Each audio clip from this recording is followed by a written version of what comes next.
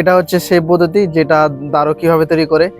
এটা হচ্ছে আমাদের দারু, আর এটাতে হচ্ছে গুড় আর হচ্ছে চুনের গুঁড়ো আছে, আর এটাতে হচ্ছে ভাপ যায়, এটার মধ্যে আটকে গিয়ে এটার মধ্যে এসে এখানে পড়ায়। আর এটাতে হচ্ছে জল, এটাতে জল দেওয়ার কারণ হচ্ছে যে মানে জলটা ঠান্ডা থাকলে এই ভাপটা উঠে এখান থেকে যাবে, তারপর এটা দিয়ে বেরিয়ে এসে এটা এখান দিয়ে আসবে। এটা হচ্ছে সেই পদ্ধতি। তারপর এটা জমা হতে সময় লাগবে, তারপর পুরোটা হয়ে গেলে দারু হবে। এটা হচ্ছে সে পদ্ধতি যেটা দারু কিভাবে তৈরি করে। তবে আমি এই ব্যাপারে সম্পূর্ণ আলোচনা করেছি লং ভিডিওতে।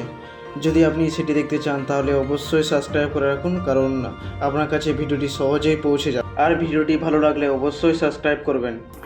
এটা হচ্ছে সেই হাঁড়ি, মানে যেটা হচ্ছে মাঝখানে থাকে ওই হাঁড়িটা। এটা হচ্ছে ছটা ফুটো আছে, 1 2 3 4 5 6, তো ছটা ফুটো আছে। আর এখানে একটা পাত্রের মতন আছে, এটা হচ্ছে সেই পাত্র।